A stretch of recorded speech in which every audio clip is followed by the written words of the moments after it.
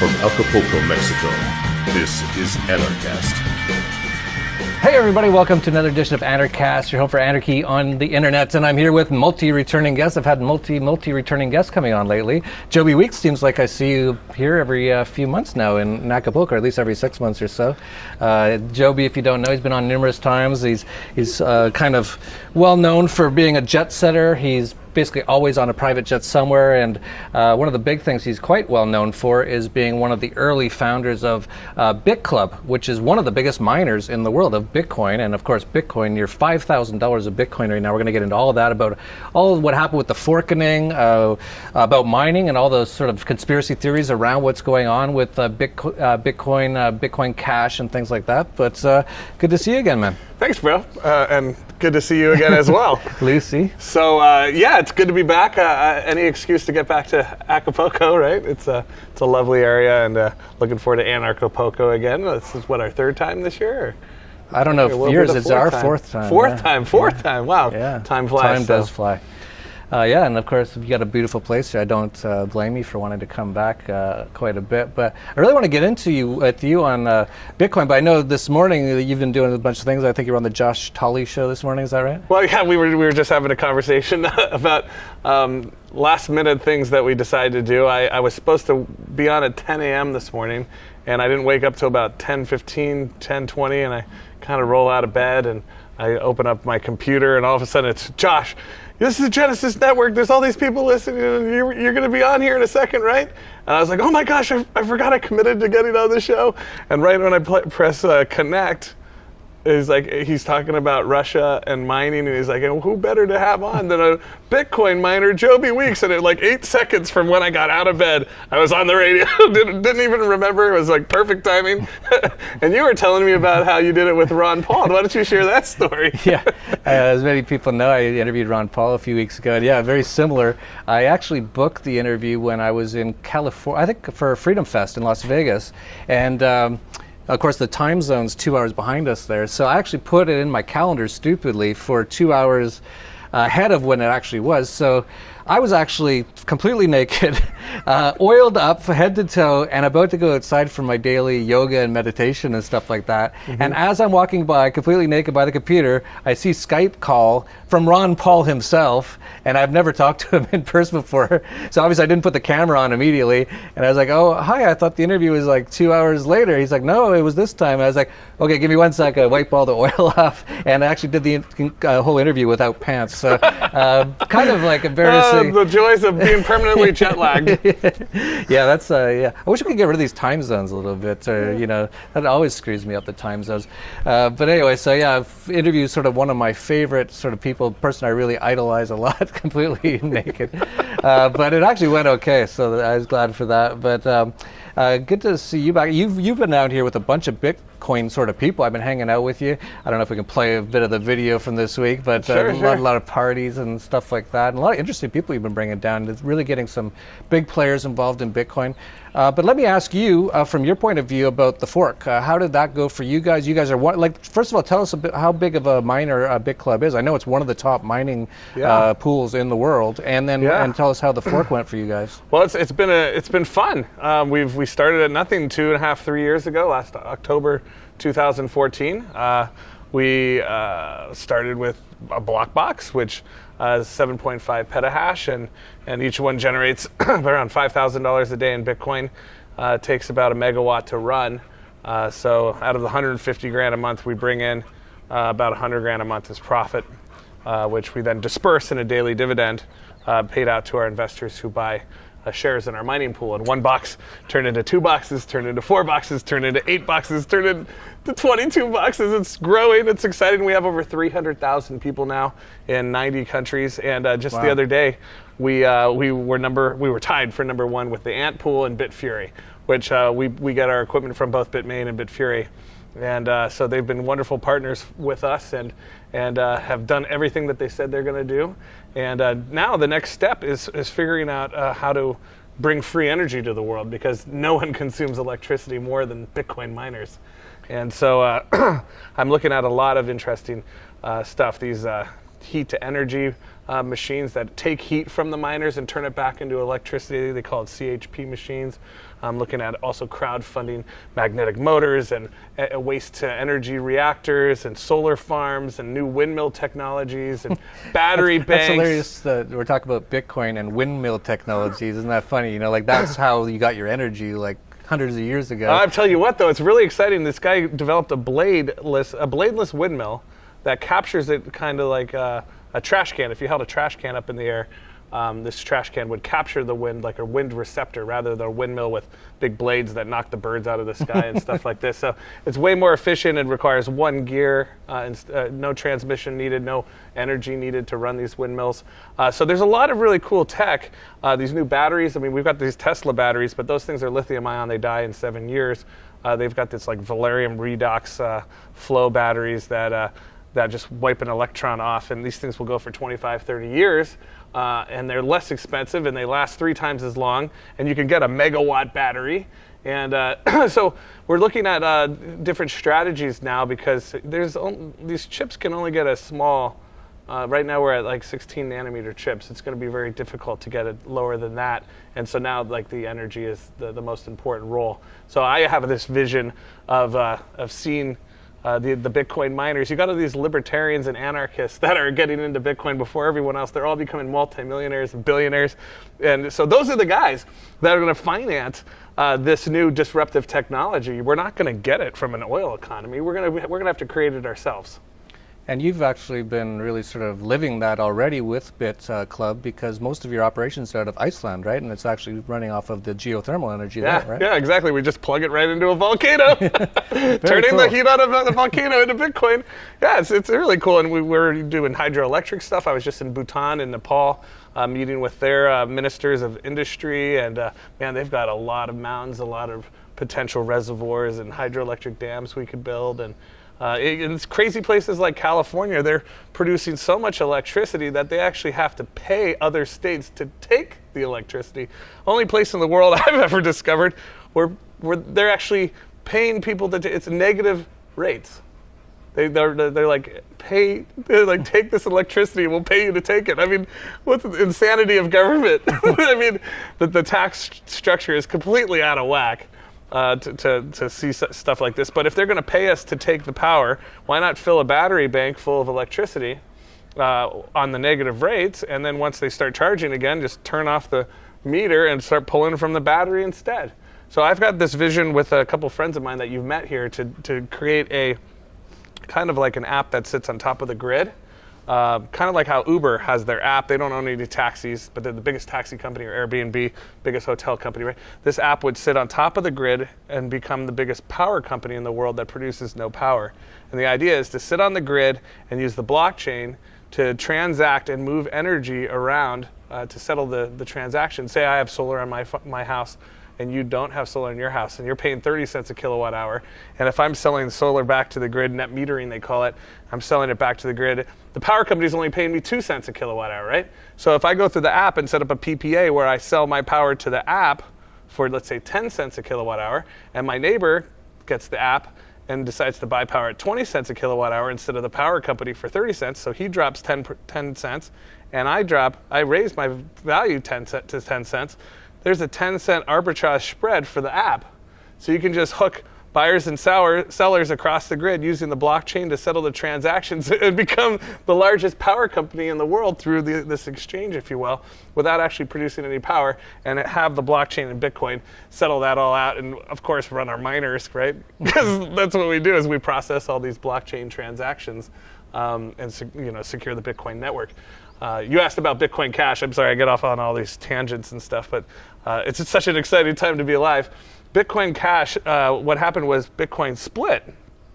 And a lot of people, BitClub was the first mine, was the mine, not the first, we were the only one, that hit that block that started SegWit. Then we hit the block that activated SegWit, right? So all the SegWit people are all super happy that BitClub did that. But all the big block Bitcoin Unlimited, those people you can read articles about BitClub, and the SegWit people talk crap about BitClub because because we're running Bitcoin Unlimited, because we're also into big blocks. And then the big block people talk smack about BitClub because we also hit SegWit, because we broadcast both, because we got all these members. And when Bitcoin split, $4 billion of Bitcoin Cash was created for all of us. Anybody who had Bitcoin got free Bitcoin Cash. And so, and we were the ones that hit that too, right? So we're doing both. We're mining Bitcoin Cash, and we're mining SegWit, the segregated witness. So we're doing both, and I just watched Bitcoin Cash double in value. I mean, why wouldn't we mine it if it's gone from 200 to 300, 500? What is it today? It's like 700. 600 at the moment. 700. It's like that's close to $8 billion market cap now. And why not? The blocks are bigger. The transactions fees are lower, and it's created all this value for our members. So, both sides can give us crap, but we're just going to do whatever makes our members the most money. Yeah, no, so interesting, and you brought up so many things, like how you're not only just doing Bitcoin, but now you're even trying to get into the power business, just because that's so important to the Bitcoin business. And I was here with you, and I said to some people, it's sort of like being in like Wolf of Wall Street, or something along those lines, or like, what's that Facebook movie? But being in the house with all these like guys who are all working on all this stuff right now, it's really cool to see. Well, I just look at it like Bitcoin is this distributed, amazing technology, the blockchain. It's in all the countries of the world. It's just the most distributed thing in the world, right? But then what is the most non-distributed? What's the most centralized thing? Power. That's the most centralized thing. So how can you have the biggest distributed thing in the world be powered by the most centralized thing in the world? It's not going to be a distributed network if you can't distribute power. And plus we're spending over $1 million a month on our power bill to other people. Why shouldn't we just buy power from ourselves and pay ourselves the power bill, right? Crowdfund big solar farms and wind farms and hydroelectric dams, and then write ourselves a check for power every month, right? We can actually sell power to ourselves lower that way and make our members more money, right? So that's what my whole thought is there's a limit to how many chips these guys can manufacture a year. We can only make about 5,000 petahash a year, like physically make it. But solar panels and everything like that, we can make tons and tons of solar panels. They're everywhere already. So now we could just crowdfund monster gigawatt farms, and then just put our block boxes right to those farms. And so that's what we're going to be doing with the Sun Exchange, which you can send a link there. There's some videos that will explain that. But yeah, just trying to change the world any way we can, man. And we appreciate your help along the way. Yeah, it's great. Let's get back into the Bitcoin Cash, the fork, and things like that. Did you take a side? Like, it sounds like you didn't take a side. It sounds like you just went with both of them and you mined both of them, and it sounds like you're mining both of them right now, Bitcoin Cash and Bitcoin. Is that right? We're mining both of them. I've been spending Bitcoin, and I have been sorry about that. I've been spending Bitcoin and only and saving my Bitcoin Cash. I think Bitcoin Cash is going to go up. It's right now currently as it is. It's cheaper. The transaction fees aren't as expensive. I think it's going to go up to probably $2,000-$3,000. I think Bitcoin will probably hit $7,000 by the end of September, and then probably drop to around $5,000 by Christmas or so. Which I was thinking $5,000 like 2 years from now, but it surprised me. Yeah, I've been surprised as well. So surprised. I was asked last year what I thought Bitcoin would hit this year. And I said $3,000, so that's obviously been way underestimated. And just shocking to see the amount of interest and the amount going on in the altcoins, the other blockchain projects, and the amount of money going into those things. There's literally billions and billions of dollars. It's really like being around when the internet started and going through it all over again. And I was actually there when the internet started, so for me this is like take two, but this time I'm a lot smarter and not drinking as much, and let's see if I can do this better this time. Well, what's your thoughts on all these other altcoins and things like that? I know you talked to a lot of people. Or you got any sort of favorites? Yeah. Well, these ICOs are pretty exciting. I mean, they're raising more capital through an ICO than traditional VC funding. The whole thing is getting disruptive, man. Yeah, it's everything crazy. that worked in the old world could be put on the blockchain and work in the new world. And API, plug it right in, make it happen. I got Tezos, I got EOS, I got some pre-search. A competitor to Google. This whole Nexus social thing is coming out. What else did I get? Power Ledger, I bought an ICO, some tokens on that the other day. Strat's taken off, C# to C#. That should be an interesting blockchain to watch. The IOTA, the Internet of Things blockchain, I bought a bunch of those. This whole NEO thing out of China, they say they're going to compete, smart contracts kind of compete with Ethereum. Of course, the most profitable coin right now, I don't know if it will be next month, but right now, currently, the most profitable coin to mine right now is Ethereum Classic. Go figure. So it's interesting. We got this new algorithm with our GPU mining. GPU mining is different than ASICs because you got CPU from your laptop. GPU mining is like graphics cards. And then you got ASICs, which is specific for the SHA-256 for Bitcoin. Or they've got now an ASIC for Dash, and they got an ASIC for Litecoin now too. But the GPU mining is interesting because you can point your GPU power. One day I can be mining with BitClub and just point my power to Monero. Go in the back office, say, no, I don't want to do Monero anymore. I want to do Dash or Zcash or Ethereum or Ethereum Classic. So it's really cool to have the flexibility. And we just created this algorithm that allows us to just put on autopilot, and it will just search every second to find out what coin is the most profitable mine at that particular minute.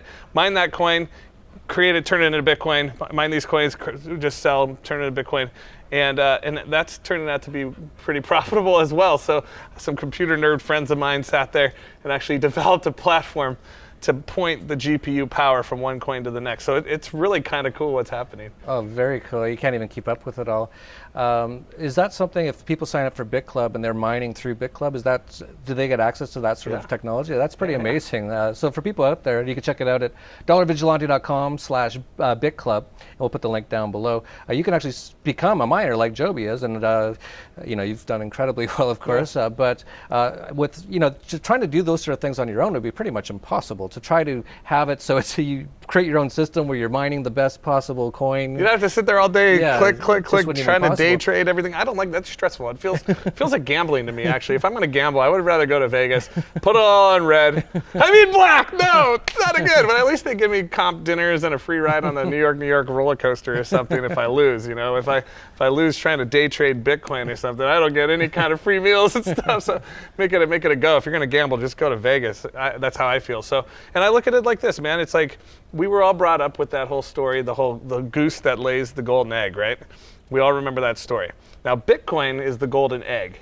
And some people, they just want to buy eggs, and next week they go back and buy some more eggs, and a month later they buy some more eggs. And I think it's smarter to buy the goose that lays golden eggs. Bitcoin is the golden egg, BitClub is the goose. And that's how I describe it with people. Get a goose, forget about it, just put it on autopilot. That thing's just going to generate you golden eggs day in and day out. Think about it. You buy a golden egg and you wait for 10 years and you come back 10 years later, you open up your safe and there's that golden egg sitting there collecting dust. It's just sat there. I think it's smarter to put your money to work. If you took that same value and bought Bitcoin mining hardware from BitClub, buy shares in BitClub, 10 years later, you're going to have 3, 4, 5, maybe 6 golden eggs sitting there, right? So the idea is buying an asset that generates cash flow to put money in your pocket. As we all know when we read these books, like our friend Robert Kiyosaki's book. Just don't ask him if he's an anarchist. That's man, every time I see a post on him, I'm like, so when are you going to figure out the blockchain, Robert?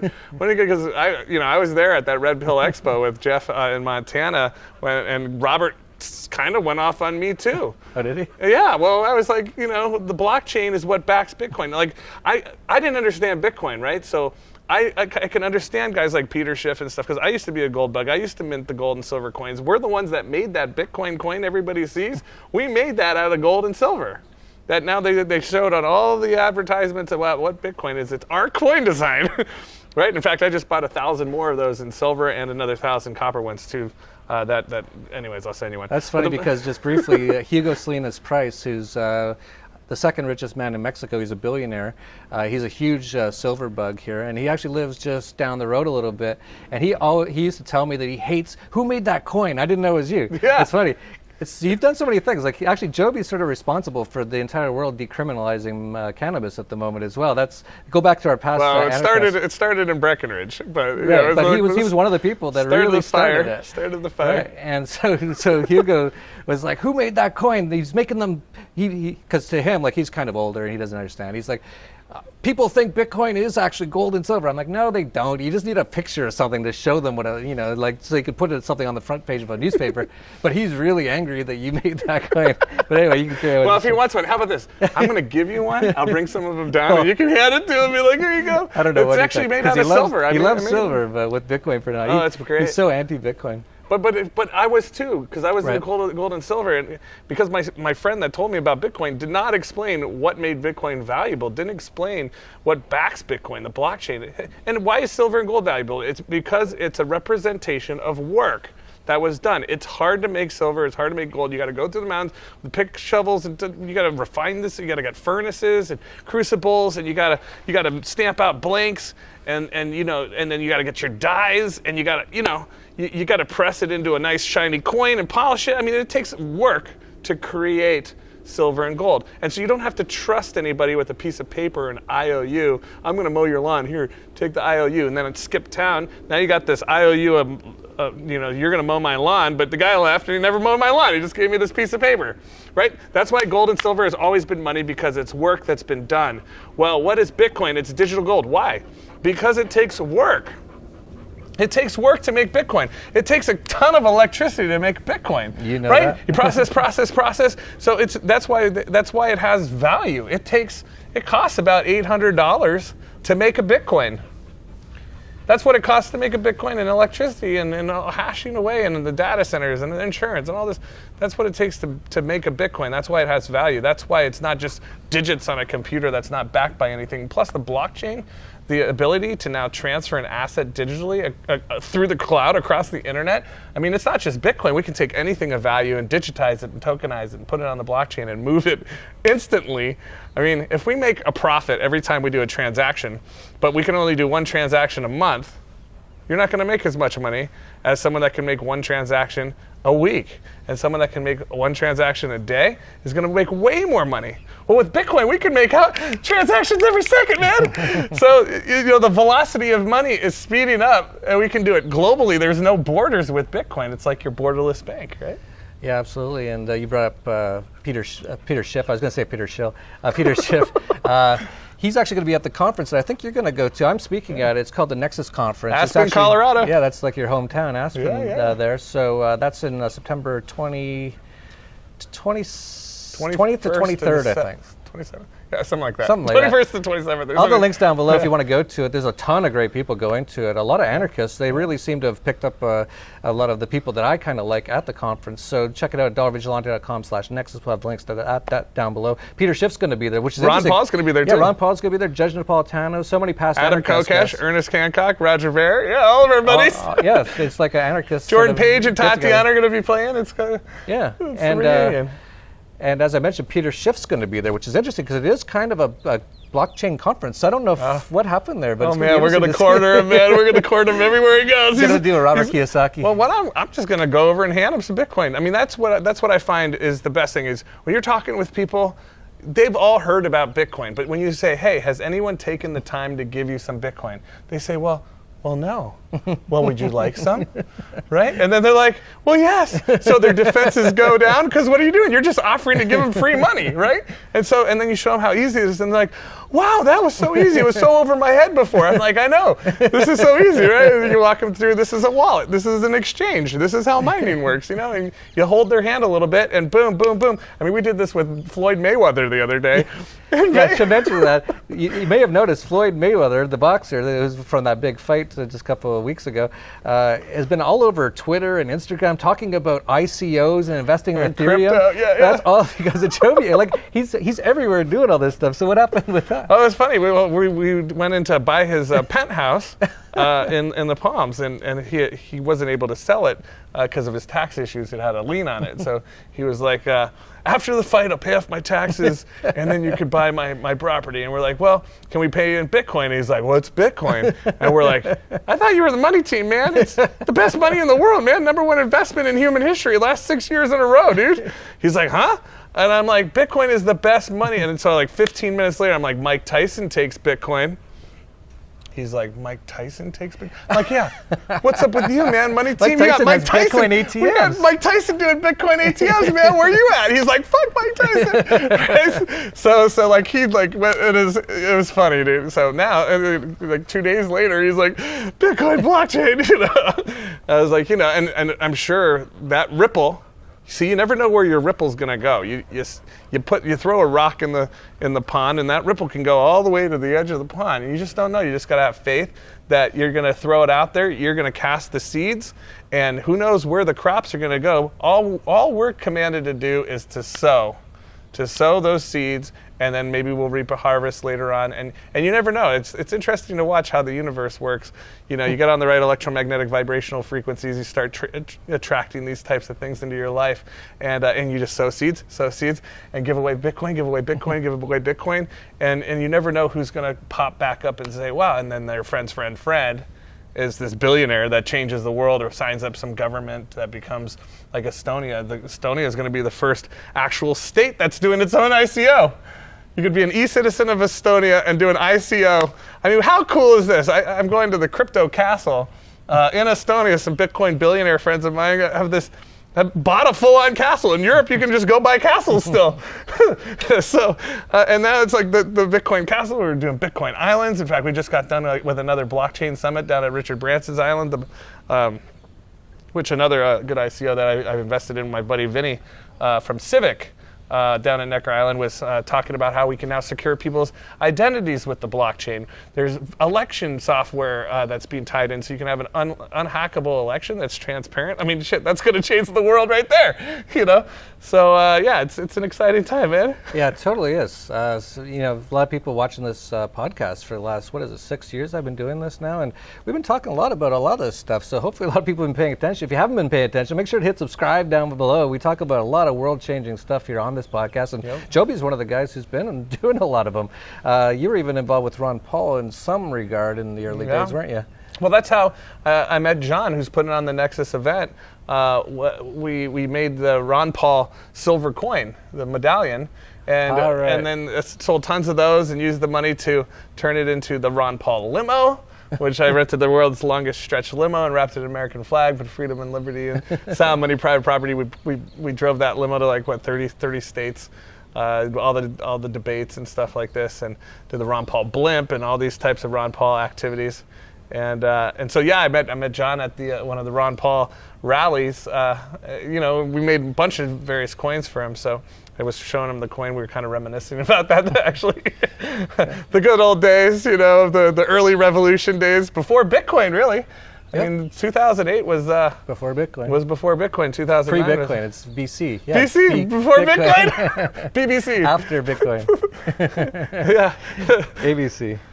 Yep. So yeah, and then you know, talking with Josh Tolley. I mean, you were there when we went down to Chile with him, and it's been a wild ride watching all this stuff. Actually, watching everything that we've all been wanting and dreaming about actually happening.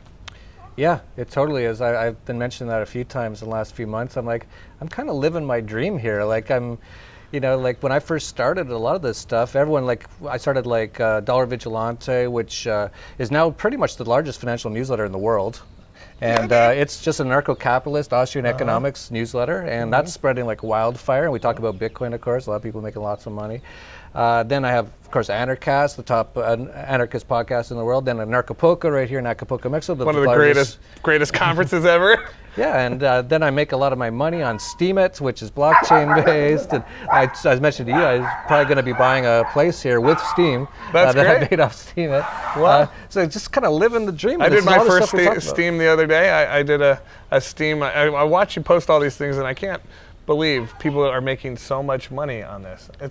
It's unbelievable, but it's such a disruptive thing where you can actually create your own content and get paid. And you don't have to be slaves to YouTube and Google. Yeah, that's wonderful.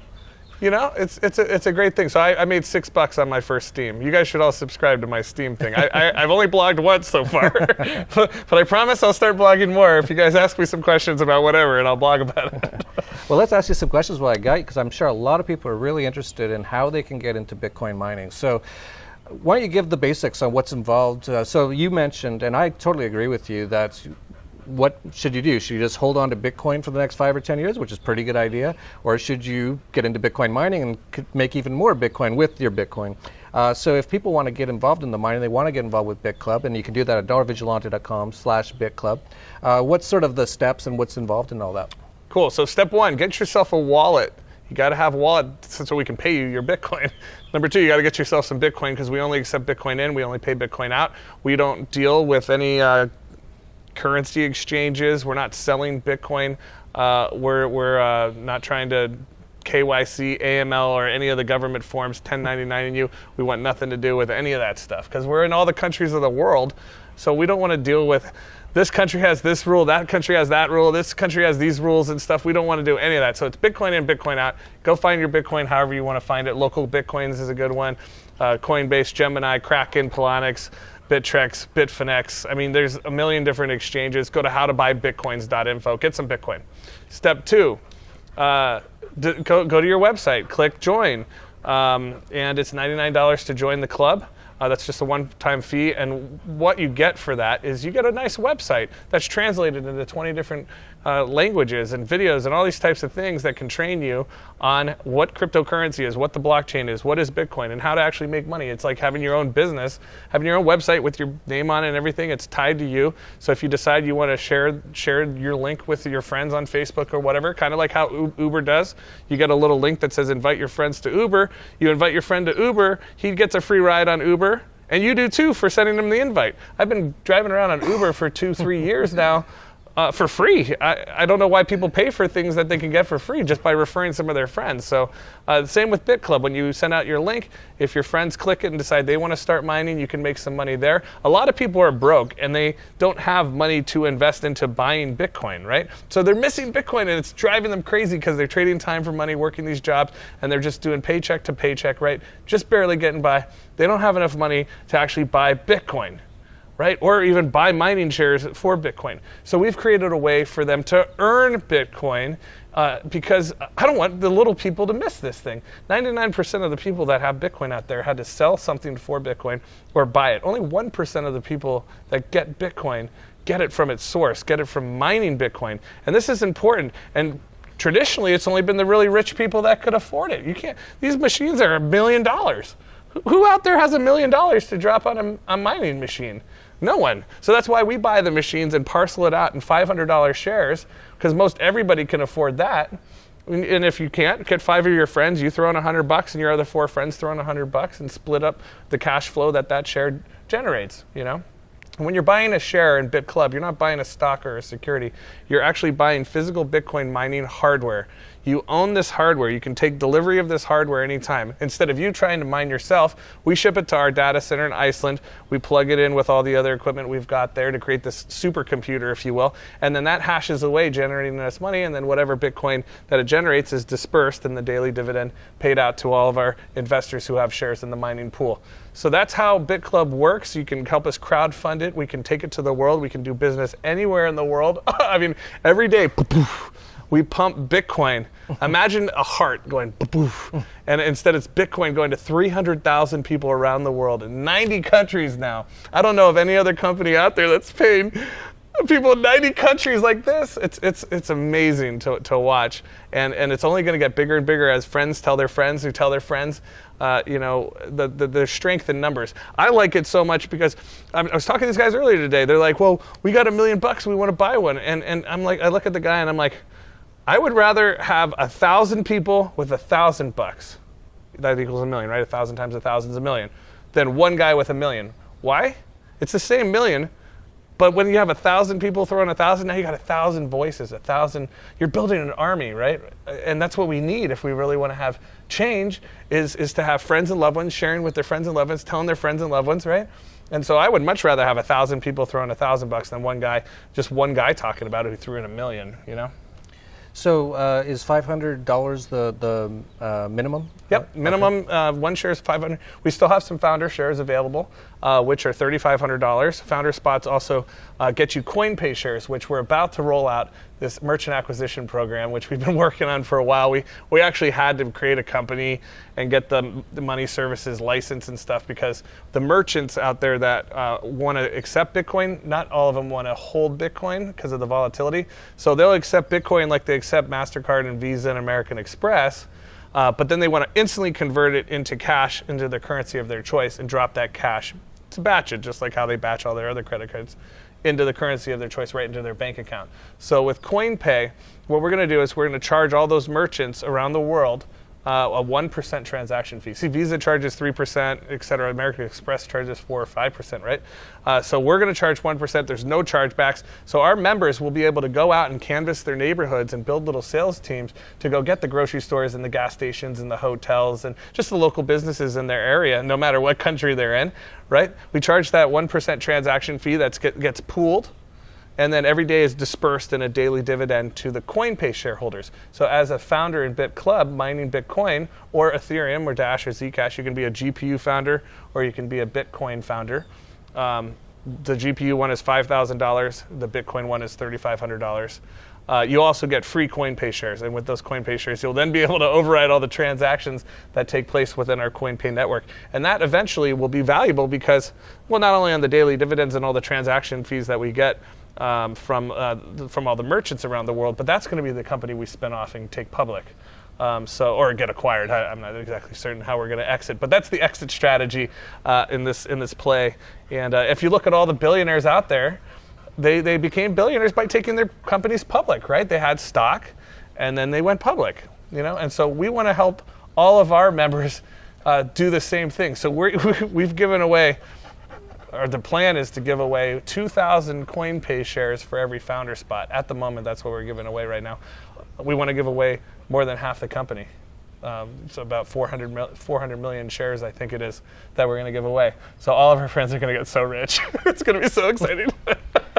Yeah, this CoinPay thing sounds really interesting, especially for people out there who, like you said, might not have a lot of money. That's something they could go out and actually do, is go out and find and earn, sign people up, and get paid in Bitcoin, tax-free, daily. You work at 11 o'clock, close the sale, you're paid by 12. I mean, an hour later. I mean, most people work in paycheck to paycheck, have to work for 2 weeks before they get their paycheck. They work for 2 weeks and then they get their paycheck and they're barely making it, man. And like here, you work today, you get paid today, and you're getting paid in the best money of the world, That's great. Bruce Lee, come on. His dog's name is Bruce Lee. He is a fighter too. So with this CoinPay thing, is that something that people could check out right now if they're interested? We've got some CoinPay videos up, and oh man, I wish we were live. We're not quite live yet. CoinPay is our number one priority. And once CoinPay's done, we're going to start crowdfunding the solar and wind farms and stuff. We're going to have this app go there. But that's the biggest project for us right now, is to finish this CoinPay platform so that we can let our teams loose, because we have so many. Imagine if 300,000 members around the world get just one business a month. That's 300,000 businesses coming online taking Bitcoin. I mean, of course, the more people that are accepting Bitcoin and the more people using Bitcoin, the more valuable Bitcoin becomes. And that's kind of the idea, is creating the value ourselves. We can basically predict what the price of Bitcoin is going to be, because we have control to go out and make it happen. We can build our army and go force Bitcoin to be $10,000 a Bitcoin, just by the sheer numbers of people that there are out there. I mean, there are 38 million millionaires. There's only going to be 21 million Bitcoin. What if all the millionaires in the world want one Bitcoin? I mean, think about the price. And then look at all the billions of Chinese people. There's 1 billion people in India. What if they all want a Bitcoin? I mean, this is exciting to me, I mean, that's why I get it. There's these guys that are saying Bitcoin is going to be $100,000 Bitcoin. That's why I wear my Bitcoin shirt. Because everywhere I go, people always are like, I've heard of that Bitcoin. Well, has anyone given you any Bitcoin yet? Well, no. Well, would you like some? It only takes a second to set someone up with a wallet. And you do that 4 or 5 times a day. Man, you can't help not making a ton of money with this, Yeah, absolutely. They tell 2 friends, they tell 2 friends. And, you just the exponential numbers of that. So if everyone out there just do that, and that's something for everyone watching this too. Like this, we can all change the world quite easily if you do what Joby does, where you just spread Bitcoin and just get some people onto Bitcoin. You get 3 people. Every single person watching this gets 3 people. That's We hundreds of had a thousands, million that's people. millions of people pretty quick. And then those people tell people it's over. Federal exactly. Reserve's gone. And No more need. Why use their money? I mean, that's the whole thing is like we need to vote with our wallets and stop using their money and just start doing business with each other and just cut them out. It's like Buckminster Fuller said, don't fight these guys head on. Create something that's better and the market will just naturally shift. And especially with a currency that's not issued in any one place, it doesn't have any central point of weakness. They can't kill Bitcoin. I mean, if they were to kill Bitcoin, they would have to kill the entire internet first. They'd have to shut the power grid down. I don't even know how they would kill the internet. Even if they wanted to kill the internet, they would have to nuke the entire world to close it. And there's still satellites up in outer space that are mining Bitcoin. So even if they blew up the world, they couldn't kill the blockchain. you could technically do blockchain with pen and paper, but that's really takes a long time. Yeah. But yeah, no, you're right. It's almost impossible to stop. So that's the beauty of it. Because if they could stop it, they would. That's absolutely for sure. The cat's out of the bag, and now they have to embrace it or they're going to die. I met we're starting to see that now. They are starting. Like Ben Bernanke's speaking at a blockchain conference or something. Yeah. They're starting to figure out. It's well, if you can't beat them, join them, right? Yeah, well, that's why we've been doing these blockchain summits, is trying to get the thought leaders and the people in power to play nice and educate them that, look, Bitcoin's not just for drug dealers and child traffickers and blah, blah, blah, blah. It's actually got a million great uses for it as well. And then we go into how we can, Hernando de Soto was there. The guy wrote the book called The Mystery of Capital. He's such a great guy, so freaking smart, changing the world with in Peru. He'll probably be the president of Peru. I mean, the guy is just great. And I remember he kind of elbowed me and he looked at me and he's like, let's just face it, you and I are probably the only anarchists here. Because we had the CIA there, we had the NSA there, we had Homeland Security there. I'm sitting there, I'm like, you guys got any Bitcoin yet? They're like, no. I'm like, can I give you your first Bitcoin? I'm sitting there giving the CIA guys some Bitcoin. Trying to teach them how this works. The chick that ran the Silk Road case that busted those agents of the FBI, and now these FBI agents are sitting there, in jail for the next 7 or 8 years. She's now on the board of Coinbase, or their chief legal person. She was the prosecuting attorney and stuff. So you get people like that who have positions of power and influence. You get them pro-Bitcoin and blockchain, and then they quit the government job and they go to the private sector to help, translate, because it's hard to sometimes translate libertarian into statism. When you're a libertarian and you're talking to a statist, right? Sometimes the message gets a little garbled. I don't know if you've ever had that problem, but you're just saying taxation is theft. Their eyes clear. They're like, what do you mean? I'm like, well, according to words which have definitions, taxation is theft. Well, you got to prove it. And so you go you break down what theft is, and you break down what tax compulsion, and then they connect the dots. That okay, taxation actually is theft, that, by definition, right? So you need these people to talk statist. Right? You need to the other statists, speak it in their language. I mean, if you go to Japan and you speak Japanese, you're going to go a lot further than if you go to Japan and start speaking, English. I mean, a lot of people in Japan speak English, but that's the point. If you want to have success, you got to, instead of treating people how you want to be treated, you want to treat them as they want to be treated. It's not the golden rule, because if you follow the golden rule, you're going to turn off 80% of the people, because 80% of the people out there don't want what you want. Right? Bring your mic up. Mic check. So what's it all about? And where are we going to run? Is it working now? Can you hear us? Okay. So the idea is the golden rule, right? Do unto others as you would want to be done unto. No. Do unto others as they would want to be done unto. Right? And you're going to have that much more success. And it always works when you're giving people free money. Yeah, definitely. Yeah, it's amazing. And you brought up the Buckminster Fuller quote. That was actually our quote for Anarchapulco last year, is create new systems that just make the old systems obsolete. Anarchy doesn't have to be a violent transition anymore. It's just creating new systems. That's what Bitcoin is. It's a new finance, money, and banking system. Smart contracts that can get pretty much get rid of the legal, and I know how much you love lawyers, same as me. So I'll be so glad to see a lot of them gone. Well, and to sociopathic partners. I mean, think about having, if you have a contract that executes itself, then you don't have to rely on humans anymore, right? Because we've all had it happen before when people's memories go bad once the money starts coming in. Oh, did I make that agreement really? Oh, and you got people embezzling money and defaulting on their agreements and their contracts, and then you have to sue them, and it's such a pain. Imagine taking away that human element where a contract, when everything is met, it just executes itself, and you don't have to deal with sociopaths anymore. It's going to be great. Yeah, absolutely. So that was our topic last year at Anarchapulco, and this year it's Make Anarchy Great Again, just in light of the whole Trump sort of a thing. Get the hats made already?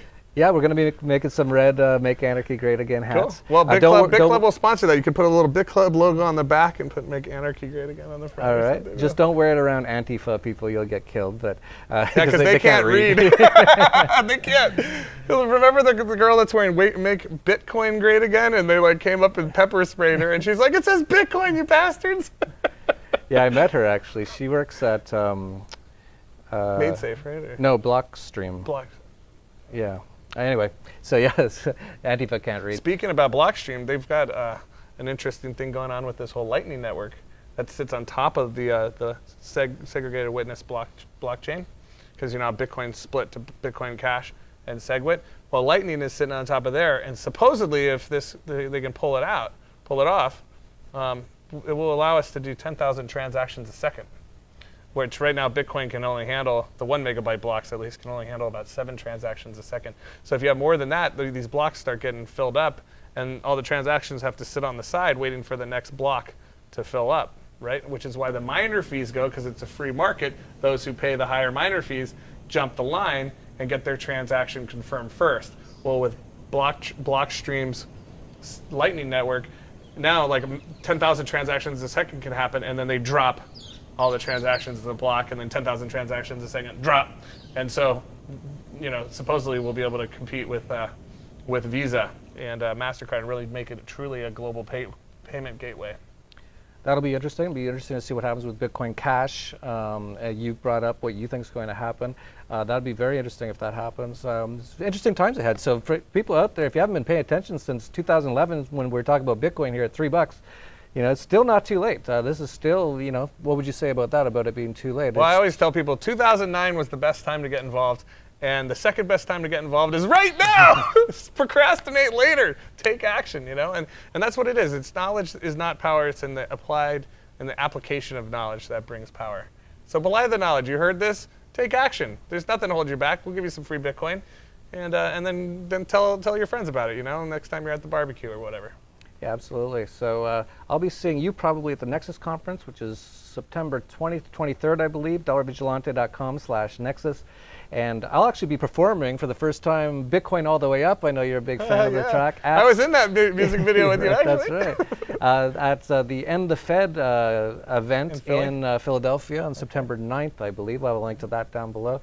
And then you'll be back here in February for Anarchapulco and Cryptopulco, which is a whole day on blockchain and Bitcoin and stuff like that. So I'll be seeing you soon. Is there anything else you wanted to mention that we haven't got mentioned yet? No. Well, it's very rare to get Joby to not say something. Very rare he has nothing to say. Acapulco isn't as scary as everyone wants you to believe. Oh, yeah, it's super scary, man. Super scary. Super scary. Don't cover it. It's too scary. But... yeah, so we'll have that. And as I mentioned, if you're interested in BitClub, check it out, dollarvigilante.com/BitClub. We'll get into some mining. And we'll play the trailer for Anarchapulco right after this. But if you like this video, please like, subscribe, share down below. And that's it for Anarchast, your home for anarchy on the internet. Peace. Cheers. Love. Anarchy. In a world where Antifa riots in the city streets, cops rage out of control, and the leader of the free world is a fat-ass casino owner, one event stands alone to make anarchy great again. I actually love humanity. That is why I'm an anarchist. Backwards in the building like we the ceiling, we illin'. No matter who find it appealing, I'm here and I got a feeling that we'll be dealing a lot of pain with a penicillin get drilled in your head. That we are monsters and yeah, we come from the slums, and for months we've been pumped, but for once I am now comfortable. I want to grow, I want some more success, and I want to know that greatness can't be rushed, can't be less, so face the fuss. Feel free to hate on us, we lace them up. Dudes, we done paid them up. Keep snakes away from us and safe from us, you might wanna be. Remember when clowns used to make fun of me and now they wanna be me. See me and they run at me, I'm gonna be the greatest, yeah I wanna be, but I am not the one to be